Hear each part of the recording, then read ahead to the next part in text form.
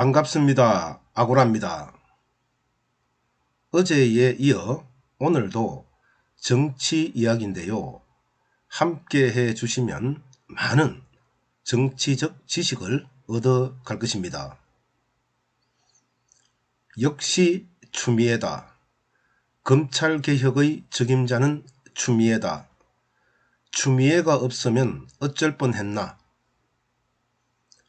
2020년 11월 24일 추미애 법무부 장관이 윤석열 검찰총장의 직무를 정지시킨 후 징계를 청구하겠다는 발표를 하자 SNS에서 추미애 장관을 지지하는 사람들이 하는 말이죠. 윤석열 총장을 몰아내려는 추미애 장관의 초강수가 문재인 정부와 민주당에 도움이 될까요? 검찰개혁의 동력으로 작용할까요? 결론은 추미애 장관의 패착으로 귀착될 가능성이 굉장히 높습니다. 왜 그런지 알고 싶은 분은 방송을 끝까지 시청해 주세요.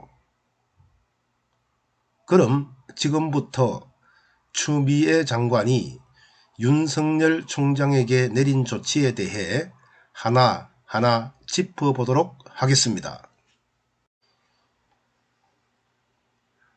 첫째, 추미애 장관이 내린 조치, 즉 윤석열 총장에 대한 징계 요청과 직무정지 명령의 법적 근거부터 살펴볼게요. 먼저 검사징계법 제2조 징계 사유입니다. 검사가 다음 각호의 어느 하나에 해당하면 그 검사를 징계한다. 1. 검찰청법 제43조를 위반하였을 때, 즉 정치행위 금지를 위반했을 때. 2. 직무상의 의무를 위반하거나 직무를 게을리하였을 때. 3. 직무와 상관없이 검사로서의 체면이나 위신을 손상하는 행위를 하였을 때. 여기에 근거해서 추미애 장관이 밝힌 윤석열 총장의 징계 요청과 직무 배제 사유는 다음과 같습니다. 1. 언론사 사주와 부적절한 접촉. 2. 조국 전 장관 사건 등 주요 사건 재판부에 대한 불법 사찰. 3. 채널A 사건 및 한명숙 전 총리 사건과 관련해 측근을 비호하기 위한 감찰방해 및 수사방해, 그리고 언론과 감찰 관련 정보 거래. 4. 검찰총장 대면 조사 과정에서 협조 의무 위반 및 감찰방해. 5. 정치적 중립을 위반하여 검찰총장으로서 위엄과 신망 손상. 다음으로 징계 과정입니다. 검사징계법 제7조 3항 징계의 청구와 개시입니다. 검찰총장인 검사에 대한 징계는 법무부 장관이 청구하여야 한다.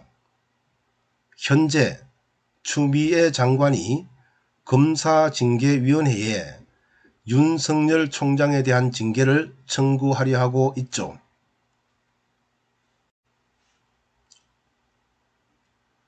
검사징계법 제8조 2항 징계 혐의자에 대한 직무정지입니다.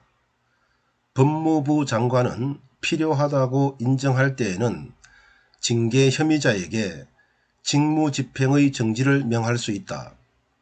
현재 추미애 장관이 윤석열 총장에게 직무정지를 명령한 상태입니다. 그러나 직무정지 기간에 대한 별도의 법조문은 없는 상태입니다. 검사징계법 제3조 1항 징계의 종류입니다. 징계는 해임, 면직, 정직, 감봉 및 견책으로 구분한다. 검사징계법 제5조 징계위원회의 구성입니다. 검사징계위원회는 법무부 장관, 법무부 차관, 장관 지명 검사 2명, 장관 위촉 외부인 3명이며 법무부 장관이 위원장을 맡는다. 검사징계위원회의 정권은 추미애 장관이 갖고 있으며 조만간에 징계위원회를 구성할 것으로 보입니다. 검사징계법 제17조 2항 재척, 기피, 회피입니다. 징계를 청구한 사람은 사건 심의에 관여하지 못한다. 따라서 추미애 장관은 징계위원 6명 중 위원장 직무대리를 지정해야 하죠. 검사징계법 제18조 징계의결입니다. 징계위원회는 사건 심의를 마치면 출석위원 과반수의 찬성으로 징계를 의결한다. 검사징계법 제23조 징계의 집행입니다. 징계의 집행은 견책의 경우에는 징계 처분을 받은 검사가 소속하는 검찰청의 검찰총장, 고등검찰청 검사장 또는 지방검찰청 검사장이 하고 해임, 면직, 정직, 감봉의 경우에는 법무부 장관의 제청으로 대통령이 한다. 따라서 검사징계위원회에서 윤석열 검찰총장이 해임 징계를 받으면 추미애 장관이 문재인 대통령에게 해임 제청을 하고 해임 결정은 문재인 대통령이 하게 됩니다. 둘째, 윤석열 총장의 대응 수단입니다. 일단 현 상태에서 윤석열 총장이 스스로 물러날 수는 없는데요. 검사징계법 제7조 4항에 퇴직을 희망하는 검사가 징계 사유가 있으면 징계부터 처리하도록 규정하고 있기 때문이죠. 현재 윤석열 총장은 법적 대응을 진행하고 있는데요. 11월 25일 서울행정법원에 직무정지 처분에 대한 집행정지 신청서를 제출했고 26일 직무정지 취소소송을 제기했죠. 서울행정법원이 윤석열 총장이 제기한 직무정지 처분에 대한 집행정지 신청을 받아들이면 윤석열 총장은 검찰총장으로 복귀하여 검사징계위원회에 대응하게 됩니다. 서울행정법원이 윤석열 총장의 직무정지 처분에 대한 집행정지 신청을 받아들이지 않으면 윤석열 총장은 직무가 배제된 상태에서 징계위원회에 회부됩니다. 12월 2일 개최되는 검사징계위원회가 윤석열 총장의 해임을 의결한 후 추미애 장관이 문재인 대통령에게 해임을 제청하고 문재인 대통령이 추미애 장관의 제청을 받아들여 윤석열 총장을 해임하는 경우 윤석열 총장은 법원에 해임 무효 가처분 신청을 한 후 다시 해임 무효 소송으로 대응할 것입니다. 해임 무효 가처분 신청이 법원에서 받아들여지면 검찰총장으로 복귀하여 해임 무효 소송을 진행할 것입니다. 이 경우 윤석열 총장은 검찰총장의 임기를 마칠 가능성이 큽니다. 소송 자체가 매우 복잡하고 대법원까지 가야 하기 때문입니다. 사실상 이러한 상황이 현실화되면 문재인 정부는 위험에 처하게 됩니다. 윤석열 총장이 검찰총장으로 복귀하여 현 정부 혹은 현 정부와 관련된 인사에 대한 수사에 사활을 걸 것이기 때문입니다. 이렇게 되면 추미애 장관뿐만 아니라 문재인 대통령과 민주당까지 회복 불가능한 타격을 입게 됩니다. 현재의 문재인 정부가 식물정부로 추락할 수도 있고요. 차기 대통령 선거에서 패배는 결정된 것이나 다름없게 됩니다. 저는 추미애 장관의 두 번째 자살골이 될 가능성이 높다고 보는데요. 이유는 추미애 장관이 밝힌 5가지 징계 사유 중 밝혀진 게 아무것도 없다는 겁니다. 이러한 상태에서 서울행정법원이 윤석열 총장의 직무정지 처분에 대한 집행정지 신청을 받아들일 가능성이 높습니다.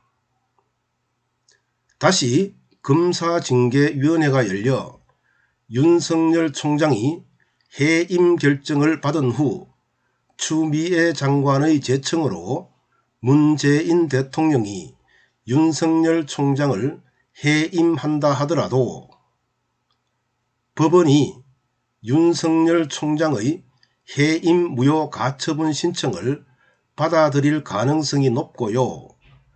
본안 소송인 해임 무효 소송에서도 윤석열 총장이 승소할 가능성이 높습니다.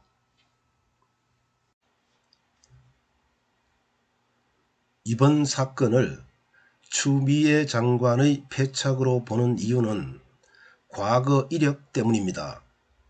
즉 김경수 지사를 구렁텅이로 몰아넣은 사건 말입니다. 2018년 평창 동계올림픽 직전 여자 아이스하키 남북 단일팀 추진과 관련된 네이버 뉴스에 1월 17일 밤에서 1월 18일 새벽까지 약 4시간 동안 정부를 비난하는 댓글에 공감 속도가 비정상적으로 상승했는데요. 1월 17일 추미애 당시 민주당 대표는 가짜 뉴스와 인신공격, 욕설들이 포털 사이트에 난무하고 있다. 이를 방관하고 있는 포털에 책임을 묻지 않을 수 없다. 이렇게 말했죠. 1월 25일 김어준은 SBS의 김어준의 블랙하우스에서 네이버에 올라온 기사 댓글에 매크로 조작이 이루어지고 있다. 이렇게 주장했죠. 1월 31일 추미애 민주당 대표는 정식으로 경찰에 수사를 의뢰했고요. 4월 22일 경찰이 매크로 프로그램을 사용한 위치를 경기도 파주에 위치한 느릅나무 출판사로 특정하고 압수수색을 했는데요. 거기가 바로 경제적 공진화 모임, 즉 경공모 사무실이었습니다. 당시 관계자들을 긴급 체포했는데 이들 중 2명은 민주당원이고 1명은 드루킹 김동원이었죠. 경찰이 드루킹 김동원을 수사하는 과정에서 김경수 지사의 경공모 사무실 방문과 같은 여론조작 공모 정황이 드러났고 그 결과 2018년 6월 10일 허익범 특별검사팀이 꾸려졌죠. 특검은 김경수 지사는 드루킹의 공범이라고 결론을 내렸고 포털 여론 업무방해, 공직선거법 위반 혐의로 재판에 넘겼습니다. 이후 김경수 지사는 댓글 조작에 따른 컴퓨터 등 장애 업무 방해 혐의로 2019년 1월 30일 1심에 이어 2020년 11월 6일 2심에서도 징역 2년형을 선고받았습니다. 김어준의 의혹 제기, 그리고 추미애 민주당 대표의 수사 의뢰가 없었다면 드루킹 사건은 드러나지 않았을 것입니다. 현재 김경수 지사는 무죄를 주장하고 있지만 쉽지 않은 과정일 듯 합니다.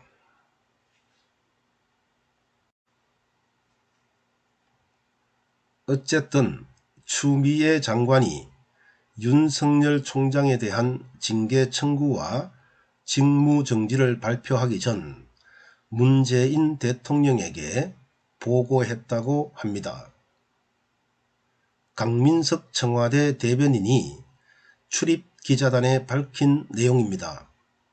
문재인 대통령은 추미애 법무부 장관의 발표 직전에 관련 보고를 받았으며 그에 대해 별도의 언급은 없었다. 그렇다면 문재인 대통령과 추미애 장관이 현재 진행되고 있는 방법으로 윤석열 총장을 내치는 데 합의했다는 의미가 됩니다. 문재인 정부가 사활을 걸었다고 보는데요. 정부의 몰락과 차기 대선의 패배를 걸고 윤석열을 내치는 전략을 선택했다는 겁니다. 문재인 대통령과 추미애 장관의 전략대로 윤석열 총장을 물러나게 하면 현 정부는 그런대로 유지가 될 겁니다.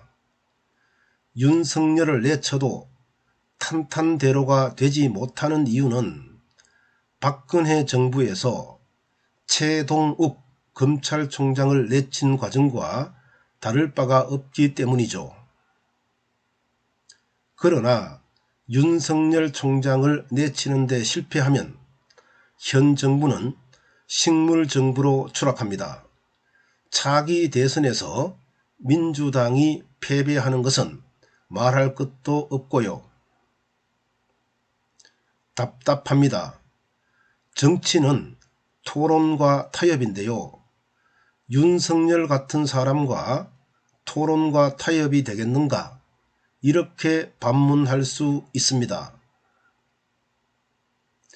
윤석열 같은 사람도 내 편으로 만들어 함께 검찰개혁을 진행해 나가는 능력이 바로 리더십이 아닐까요? 법과 규정으로 하급자를 누르는 행위는 결국 능력 없음을 선언하는 것과 다를 바가 무엇인지 깊게 생각해 봐야 합니다.